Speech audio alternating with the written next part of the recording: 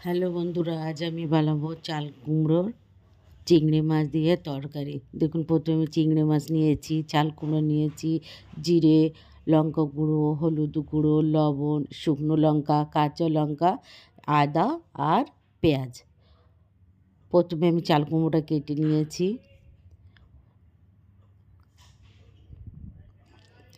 একটা কড়াই বসিয়ে দিই, তাতে পরিমাণ মতো সর্ষের তেল দিয়ে দিয়েছি। আমি সর্ষের তেলেটাই রান্না করব। এবার চিংড়ি মাছ ছিল, সেই চিংড়ি মাছটা লবণ আর একটু হলুদ দিয়ে ভালো করে লাল লাল করে ভেজে নেব। প্লিজ বন্ধুরা, এভাবে চাল কুমড়ো চিংড়ি মাছ দিয়ে রান্না করে খেয়ে দেখুন, দারুণ লাগবে। এবার চিংড়ি মাছ আমার ভাজা হয়ে গেছে, এটা আমি তুলে নেব। তুলে নেওয়া হয়ে গেছে। এর ভিতরে আমি ফোড়নে দিয়ে দেবো শুকনো লঙ্কা, ওটা একটু ভেজে নেব। তারপরে দেবো পেঁয়াজ কুচি, পেঁয়াজটাও আমি লাল লাল করে ভেজে নেব। তারপরে আমি দিয়ে দেবো আদা বাটা, ওটাও আমি ভেজে নেব লাল করে।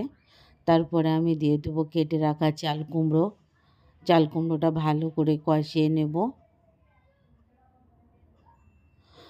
প্লিজ বন্ধুরা সাবস্ক্রাইব করবেন। লবণ, লঙ্কা গুঁড়ো, হলুদ গুঁড়ো, জিরে গুঁড়ো, কাঁচা লঙ্কা চেরা। এবার আমি ভালো করে এটা কষিয়ে নেব, ভালো করে নেড়ে চেড়ে ঢাকা লাগিয়ে দেবো কিছুক্ষণের জন্য। ফির ঢাকাটা তুলে দেখুন বন্ধুরা কতটা জল বেরিয়েছে। বন্ধু, এতে আমি আর জল ইউজ করব না, চাল কুমড়ো কচি তো এই জন্য জল একটু বেরিয়ে গেছে। এবার আমি আগে থেকে ভেজে রাখা চিংড়ি মাছটা দিয়ে দেবো, ওটাও ভালো করে নাড়িয়ে চাড়িয়ে নেব। তারপরে আমি দিয়ে দেবো অল্প একটু চিনি, চিনিটা দিয়েও একটু নেড়ে নেবো। নেড়ে চিনি দিলে বন্ধু মিষ্টি মিষ্টি লাগে, আর গরম ভাতের সঙ্গে খেতেও দারুণ লাগবে। ফির বন্ধু এবার আমি নামিয়ে নেব। দেখুন কি সুন্দর দেখতে লাগছে। বন্ধুরা ট্রাই করো, প্লিজ সাবস্ক্রাইব করবেন। Thank you.